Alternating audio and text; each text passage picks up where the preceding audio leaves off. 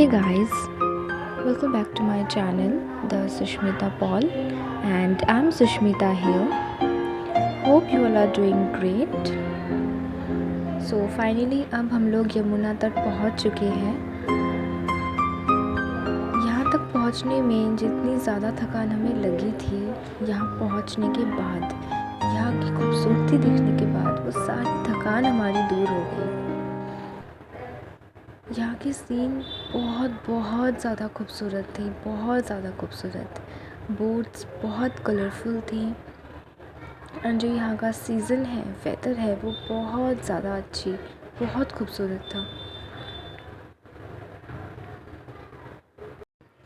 As usual यहाँ पे भी बंदरों का बहुत डर था, पर जहाँ पे अभी हम थे ना, इस जगह पे, यहाँ बंदर थोड़े से कम थे, तो रिकॉर्ड करने में हमें इजी हो रही थी।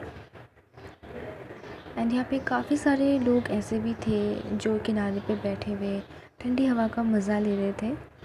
और ये मेरे पापा और अंकल हैं, तो इनके साथ मैं सामने जाके खड़ी हो गई। अब बहुत छोटी छोटी मछलियाँ, बहुत सारी मछलियाँ हमारे सामने आई थी। उनको लगा था हम उनको खाना देने वाले हैं।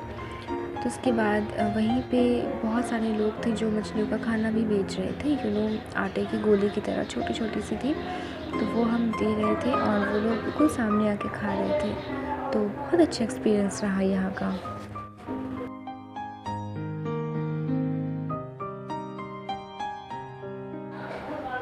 स्लीपर्स हम लोगों ने गाड़ी में ही उतार दी थी। तो यहाँ पे हम खाली पाँव चल रहे थे क्योंकि मंदिर बहुत सारे थे और रास्ते आप देखिए बिल्कुल मिट्टी जैसे हैं, पथरीले हैं, पर चलने में आसानी हो रही थी क्योंकि मिट्टी बहुत ठंडी थी। सीज़न गर्म था, मतलब पसीने आ रहे थे चलने के बाद, पर पैर के नीचे बिल्कुल ठंडा था, तो आसानी हो रही थी यहाँ पे चलने में। तो इसके बाद हम लोग पहुँचे निधिवन में।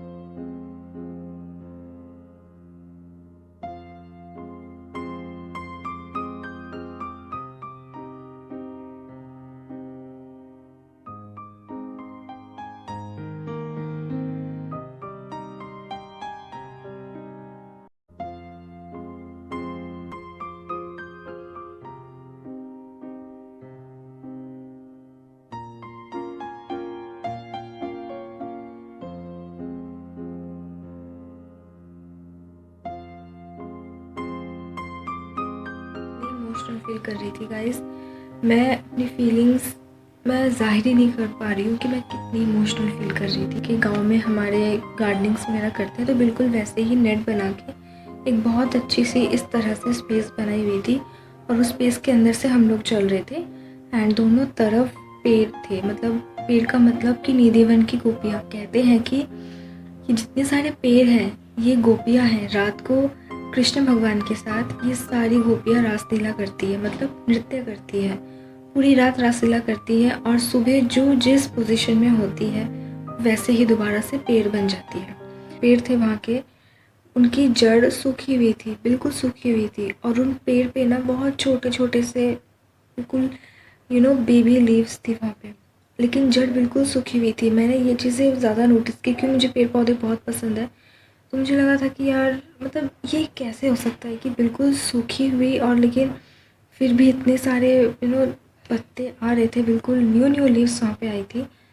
तो बहुत सारे पेड़ ऐसे भी थे जो कि अंदर की साइड थे, नेट के अंदर की साइड थे, तो मैंने उन्हें टच भी किया, प्रणाम किया। सब उन्हें टच कर रहे थे, प्रणाम कर रहे थे।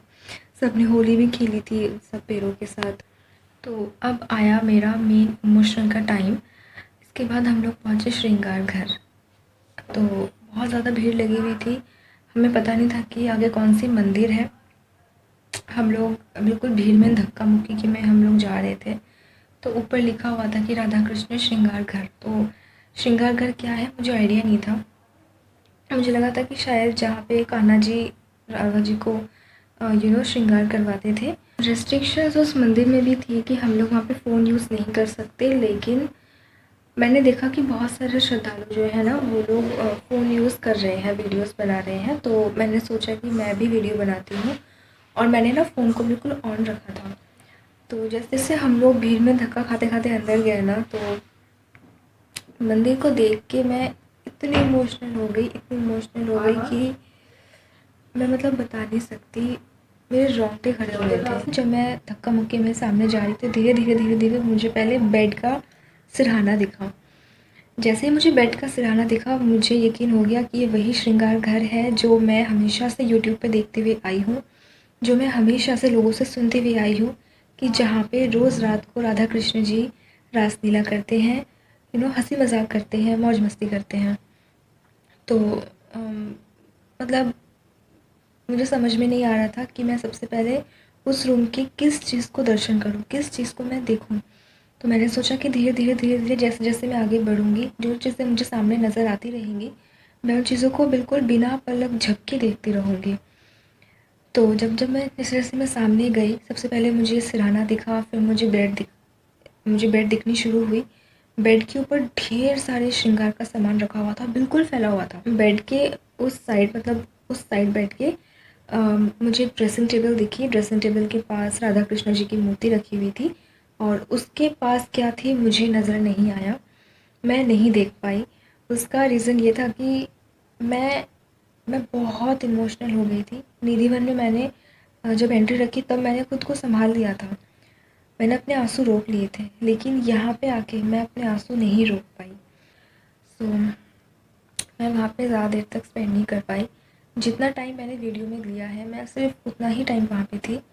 फिर मैं वहाँ से निकल आई, मैं वहाँ से पार हो गई और फिर हम लोग धीरे धीरे करके बाकी पूरा जो एरिया था निधि वन का वो क्रॉस करते हुए हम लोग एग्ज़िट हुए। तो मैं आपको दिखाती हूँ कि मैंने अभी क्या शूट किया था।